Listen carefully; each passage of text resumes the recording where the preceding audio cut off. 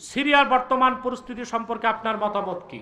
আহমদ আশ-শারা সে মূলত আল কায়দার সদস্য ছিল এবং এক সময় সে জান বাজি রেখে জিহাদ করেছে ইহুদিদের বিরুদ্ধে, মার্কিনীদের বিরুদ্ধে।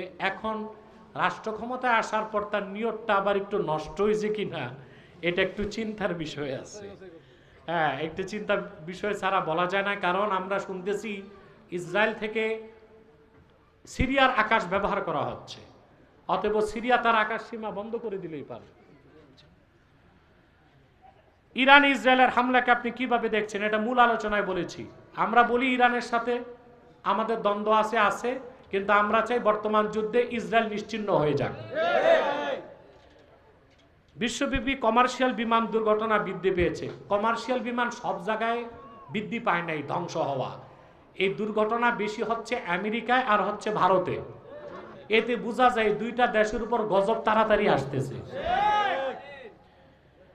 ইরানে চাবাহার বন্দর পরিচালনা করত ভারতের কিছু লোক এবং সেখান থেকে মোসাদের গুপ্তচর হিসেবে কাজ করত এমন প্রায় ৭৩ জনকে আটক করেছে ইরান। হ্যাঁ, এটা একটা সূক্ষ্ম বিষয় মনে রাখবেন। ভারতীয়রা পৃথিবীর যেই যেই এলাকায় কাজ করে তাদেরকে মোসাদ এজেন্ট হিসেবে ব্যবহার করে। তো ইরানের কিছু বন্দরে, একটা বন্দরে এই ভারতীয়রা কাজ করত, ওরা মোসাদকে সব তথ্য দিয়েছে, সেই ভিত্তিতে মোসাদ ইরানে হামলা করতে সুবিধা পেয়েছে। দুঃখজনক বিষয়, আমাদের চিটাগাং পোর্টকে ডিপি ওয়ার্ল্ডের হাতে দেওয়া হচ্ছে, শুনছেন না? এই ডিপি ওয়ার্ল্ডে যে 21 জন বা 22 জন বাংলাদেশে আসতেছে তারা প্রত্যেকে ভারতীয় নাগরিক। অতএব তারাও যে মোসাদকে এবং ভারতের রকে বাংলাদেশের বিরুদ্ধে গোয়েন্দা তথ্য দিবে না, এটার গ্যারেন্টি কে নিবে? অতএব ডিপি ওয়ার্ল্ডকে আমাদের বন্দর দেওয়া উচিত নয়, বন্দর চালাবে বাংলাদেশের মানুষ।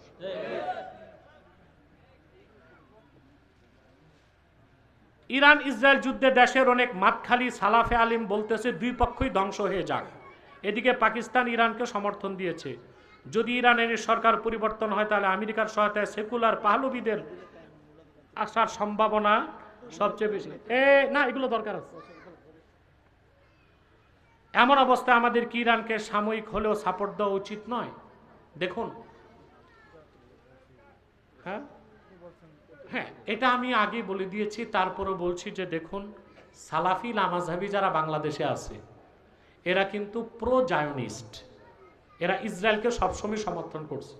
এর জন্য ওরা ইরানেরও ধ্বংস চায়, ইসরায়েলেরও ধ্বংস চায়। আমরা চাই ইরানকে আমরা সংশোধন করব, আরব বিশ্বের লোকজন সংশোধন করবে, কিন্তু এই যুদ্ধে ইসরায়েল ধ্বংস হোক। কোন মুসলমান এটা চাইতে পারে না ইসরায়েল বিজয়ী হোক। আল্লাহ আমাদেরকে হেদায়েত দান করুন, বলুন আল্লাহুম্মা আমিন। মসজিদের আয় ব্যয়ের টাকা মসজিদ কমিটি ব্যক্তিগত কাজে খরচ করে অথবা ব্যবহার করতে পারবে কিনা? হারাম, হারাম, হারাম। পরিষ্কার ফতোয়ার কিতাবে আসছে মসজিদের মোমবাতি থেকে আপনি বাড়ির মোমবাতির আগুন ধরানো হারাম। এখন মসজিদের মোমবাতি থেকে যদি বাড়ির মোমবাতি ধরানো হারাম হয়, তো কেশিয়ার মসজিদের টাকা দিয়া ধান কিনছে 200 মণ বিক্রি করবে, এটা কি জায়েজ হবে না? বড় হারাম। এই কাজ মসজিদ কমিটি কোনোদিন করবেন না। আল্লাহ রক্ষা করুন আমাদেরকে। আসুন আমরা মুনাজাত করি। আর কি, এখানে আমার 3টি কিতাব এসেছে। নির্বাচিত তাফসির প্রথম খণ্ড সূরা ফাতিহার তাফসির, নির্বাচিত তাফসির দ্বিতীয় খণ্ড সূরা ইখলাস, সূরা ইনশিরাহের তাফসির,